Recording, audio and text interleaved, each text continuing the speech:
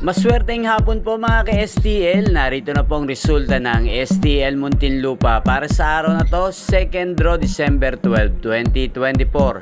Araw ng Huwebes. Naway ang mga natayan nyo pong mga numero kanina ay manalo nawa ngayong hapong ito, 4 PM. Kaya kunin nyo na po ang inyong mga tickets. Narito na po ang resulta.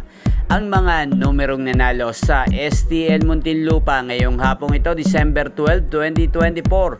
4 PM, second draw result, 32 at 5 in exact order sa lahat po ng tumaya kanina sa STL Muntinlupa para second draw ng 32 at 5. Congrats po sa inyo, panalo po kayo. Again, 32 at 5 in exact order.